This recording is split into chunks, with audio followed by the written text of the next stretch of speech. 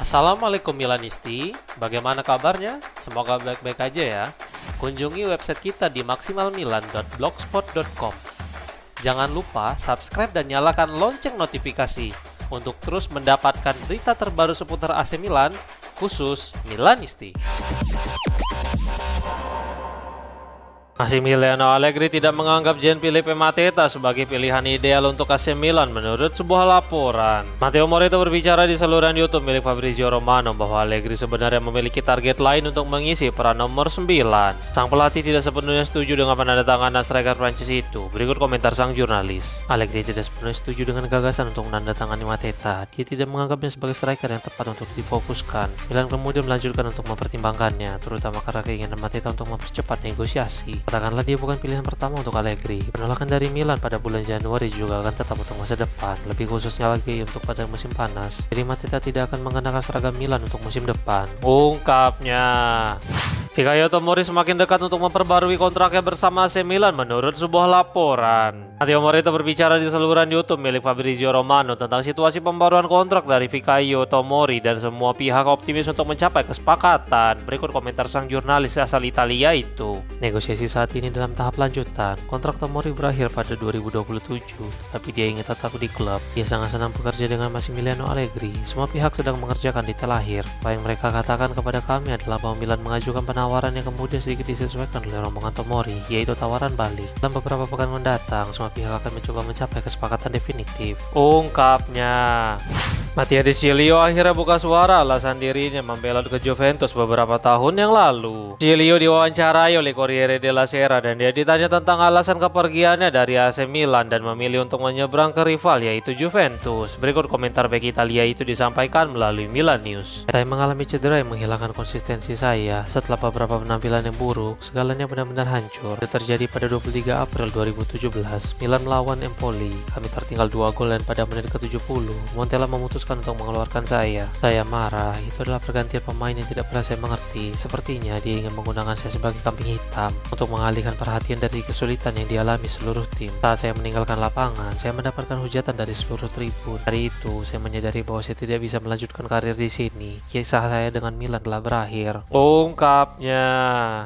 Mike Maignan tidak pernah mempertimbangkan untuk bergabung dengan Inter menurut sebuah laporan. Fabrizio Romano membahas pentingnya pembaruan Maignan dan latar belakang tercapainya kesepakatan dengan Rossoneri serta minat dari tim-tim lain. Berikut komentar jurnalis terkenal itu disampaikan melalui saluran YouTube miliknya. Meskipun ada banyak pembicaraan tentang Chelsea yang mencoba mengontraknya sebelum Piala Dunia antar klub musim panas lalu, Bayern Munchen telah melakukan evaluasi kepada Maignan mulai Juni dan seterusnya. Namun mereka memilih untuk tidak melanjutkan. Juventus memiliki diskusi internal karena mereka memiliki hubungan yang baik dengan agen pemain, tetapi mereka tidak pernah membuat tawaran resmi. Ada juga pembicaraan dengan Inter di media Italia, tetapi menurut saya itu tidak pernah menjadi pilihan Maignan. Dia tidak akan pernah membuat keputusan seperti itu, ungkapnya.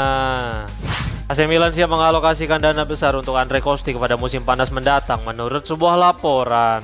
Daniele Longo dari calciomercato.com melaporkan bahwa Milan sudah memiliki perjanjian dengan Kostic dan agennya yaitu Darko Ristic. Itu adalah agen yang sama dengan Dusan Vlahovic dan Rossoneri sedang mengerjakan kedua operasi tersebut, meskipun kesepakatan tetap dilakukan secara terpisah. Partizan Belgrade telah menetapkan harga yang diminta yaitu sebesar 10 juta euro. Sebelumnya Diavolo menawar setengah harga, tetapi sekarang mereka siap menaikkan tawaran menjadi 8 juta euro pada musim panas. Ini upaya lain yang dilakukan Milan demi mendekati permintaan dari klub Serbia itu dan tampaknya kesepakatan dapat segera tercapai. Meskipun upaya transfer pada musim dingin tidak berhasil, Milan dipimpin oleh Jovan Kirovski dan Zlatan Ibrahimovic serta pihak Partizan sama-sama setuju untuk melanjutkan negosiasi pada musim panas mendatang.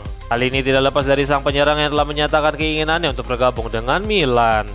Pembaruan kontrak Mike Maignan sangat penting bagi AC Milan menurut sebuah laporan.Empre Milan melaporkan bahwa perpanjangan kontrak Maignan yang akan mulai berlaku pada bulan Juli. Ketika kesepakatan sebelumnya resmi berakhir dan gaji baru sang kiper akan memakan kas Milan setidaknya 6,55 juta euro per tahun. Ini jelas merupakan kabar baik karena biasanya gaji itu dilaporkan akan menelan biaya kotor hingga 9,25 juta euro per tahun. Sementara itu Maignan juga masih mendapatkan keringanan pajak karena kontrak lamanya yang telah berhasil diperpanjang oleh Diavolo. Jadi, keringanan ini dapat diberikan jika orang tersebut memiliki keluarga atau tempat tinggal di negara tersebut. Namun bukan hanya keputusan pertumbuhan yang membuat perbedaan di sini. Ada faktor Milan dan Mignon yang membiarkan kontrak lama berakhir lebih dulu sebelum memulai yang baru. Hal ini membuat Rossoneri akan mengamortisasi bagian terakhir dari biaya transfer sebesar 16,4 juta euro dari tahun 2021. Kemudian Milan tidak akan lagi membayar amortisasi tahunan untuk Milan, jadi hanya gaji kotor. Jadi hal ini semakin memperjelas betapa pentingnya bagi klub seperti Milan untuk memperbarui kontrak bintang mereka daripada mendatangkan pemain baru dan memulai semuanya dari awal lagi. Sudah pada paham kan guys sampai di sini kenapa klub berusaha keras memperpanjang kontrak Mignon?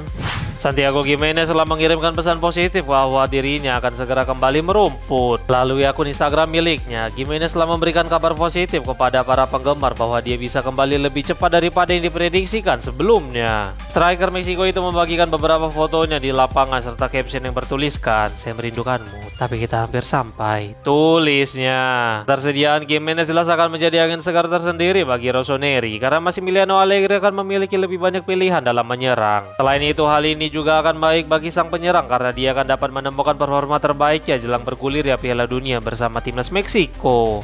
Christian Pulisic telah kembali berlatih secara khusus saat rekan-rekannya yang lain menikmati hari libur menurut sebuah laporan. Gazzetta dello Sport melaporkan bahwa Pulisic telah berlatih secara individu di Milanello dalam beberapa hari terakhir. Allegri memang telah memberikan waktu libur kepada para pemainnya setelah kemenangan besar melawan Bolonya. Tetapi seperti biasanya, para pemain yang mengalami cedera akan tetap berlatih secara individu agar dapat segera pulih. Tujuannya adalah dapat kembali dalam kondisi baik untuk pertandingan melawan Pisa yang dijadwalkan pada Jumat pekan depan. Ada optimisme bahwa Pulisic akan pulih tepat waktu, meskipun hal yang sama tidak dapat dikatakan untuk cedera yang dialami oleh Alexis Saelemaekers.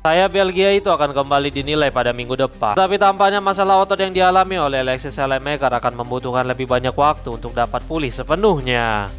Franco Baresi menjadi salah satu pembawa obor pada peresmian Olimpiade musim dingin di San Siro. Baresi yang merupakan mantan kapten dan wakil presiden kehormatan Rossoneri itu menjadi salah satu pembawa obor dan jelas ini merupakan hal yang istimewa baginya. Dia pun diwawancarai oleh La Repubblica setelah selesai menjalani tugas. Berikut komentar sang legenda. "Itu adalah momen yang paling emosional dalam kehidupan olahraga saya. Saya tidak pernah merasakan hal seperti itu. Anda memiliki obor di tangan Anda dan Anda tahu itu berisi sejarah olahraga dan sedikit dari peradaban manusia, simbol yang sangat kuat. Itu gila, kaki saya gemetar dan bahkan mungkin tangan saya juga. San Siro telah menjadi rumah saya selama 20 tahun dan di rumah kami semua merasa aman, kami merasa lebih baik. Sangat emosional untuk memasuki stadion, untuk membawa api ke sana. Bagi saya pribadi, obor adalah nilai-nilai abadi olahraga, perdamaian, menghormati aturan dan lawan Anda, cinta, permainan yang adil. Bagaimana kabarku? Yang terburuk telah berakhir. Menjadi seorang atlet telah membantu saya berjuang. Kehangatan dari semua orang telah sampai kepada saya." Ungkapnya.